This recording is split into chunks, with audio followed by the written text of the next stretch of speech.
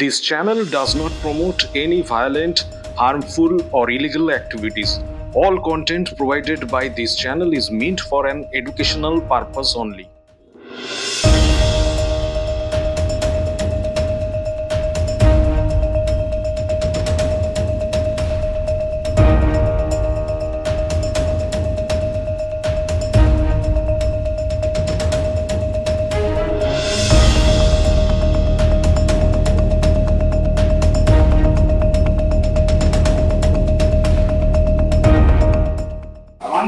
বিষয়টা হচ্ছে যদিও দীর্ঘদিন ধরেই ছেলেটা একটু সমস্যার মধ্যে ছিল, মানসিক টেনশনের মধ্যে ছিল।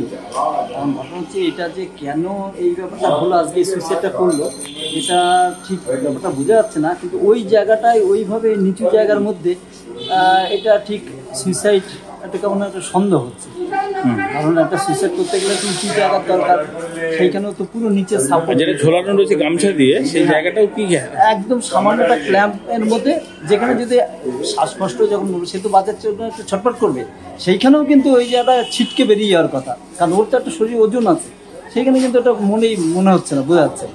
তো সেক্ষেত্রে আপনারা এই অভিযোগ করবেন তো শান্তি বলছেন? আমরা অভিযোগ করবো, এর সঠিক তদন্ত হোক। স্পেসিফিক কারোর সঙ্গে কিছু মনে হচ্ছে কোনো সন্দেহ? আমরা ঠিক বুঝতে পারছি না, কারণ তদন্ত সাপেক্ষ না। উনি এমনি মানসিক চাপে ছিলেন? মানসিক চাপে ছিলেন। আপনার নাম, পরিচয়? আমার নাম রতন ভৌমিক, আমার সামনে। আর উনি যিনি ওরকম ঘটনা হয়েছে তার? হ্যাঁ, ও অসিত বিশ্বাস। ওরা কি হয় আপনার? আমার বাড়ির পাশে সম্পর্কে ভাই।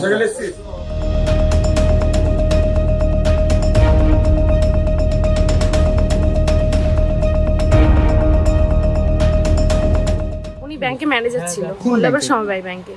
তো উনি মানে প্রতিনিয়ত ব্যাংকে যেত। তো বেশ কিছুদিন যাচ্ছে, মানে জানুয়ারি মাসের আগে থেকেই উনি বাড়ির কারোর সাথে কথা বলে না। তো বাড়ির কারোর সাথেই কোনো রকম কথা বলে না, পাড়ার কারোর সাথে কথা বলে না। উনি ওরকম মানুষই না। ওনাকে হিসেব মতন মানসিক চাপ দিয়ে ওনাকে ডিপ্রেশনে ফেলে দেয়। কেন মানসিক চাপটা কেন? ওনাকে ম্যানেজারে রাখবে না, ঠিক আছে, ওনাকে অত্যাধিক চাপ দেওয়া হতো। মানে ব্যাংকের যারা স্টাফ ছিল তারা চাপ দিত। তো অনুপরাং আর শেখর প্রামাণিক, তারা কোন দায়িত্বে আছে এই ব্যাংকে? তারা এমনি মানে নর্মাল কর্মরত ছিল।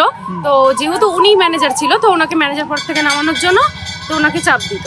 তো ওনাকে চাপ দিয়ে এক সপ্তাহ হলো ওনাকে ম্যানেজার পদ থেকে নামিয়ে দিয়ে ওনাকে সাধারণ কর্মী করে দিয়ে অনুপরাং ম্যানেজার পদে দাঁড়াই। তো সেখান থেকে ওনাকে কন্টিনিউ কালকে ওনাকে হুমকি দেওয়া হয়েছে। কি বলেছে? ওনাকে হুমকি দেওয়া হয়েছে ওনাকে মেরে দেবে, ঠিক আছে। তো ওনাকে আজকে যখন উনি সকাল 10টার সময়, মানে প্রতিনিয়ত উনি যেমন ব্যাংকে যাই 10টা থেকে, তো 10টার সময়ই উনি ব্যাংকে যায় এবং ওনাকে ব্যাংকের থেকে গিয়ে যখন একটা বউ টাকা তোলে, এটা একটা খবর পাওয়া, আমাদের কাছে প্রমাণ নেই।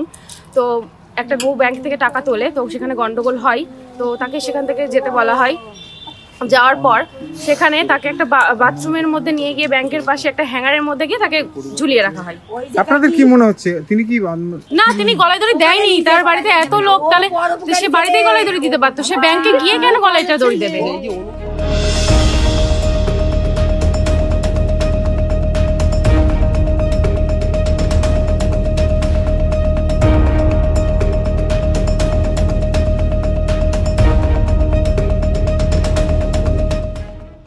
আমার স্বামী রেগুলার মতন আজকেও ব্যাংকে গিয়েছে খাওয়া দাওয়া করে। ওকে প্রেশার কিট করতো, ওকে হুমকি দেখাতো, ওকে মারার ভয় দেখাতো, কালকেও করেছে। ওই অনুবিশ্বাস। অনুবিশ্বাসটা কি? অনুপরাং এখন কি করেছে? সে ব্যাংকে কাজ করে। আগে সাধারণ কর্মী ছিল, হালে সপ্তাহখানি হলো ম্যানেজার হয়েছে। ব্যাংকের ম্যানেজার ছিল? হ্যাঁ, আগে ছিল। কি কারণে চাপ সৃষ্টি করতো?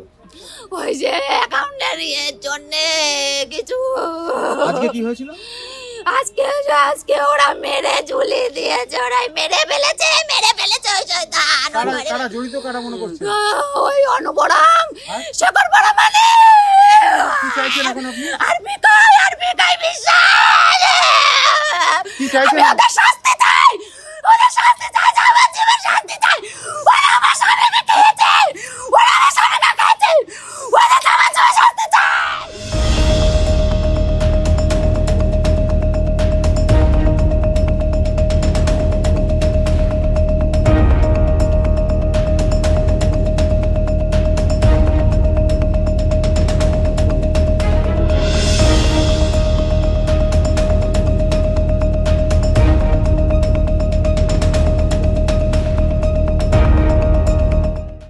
আমাদের ভিডিও ভালো লাগলে লাইক এবং শেয়ার করুন। কমেন্ট সেকশনে গিয়ে জানান আপনাদের মতামত।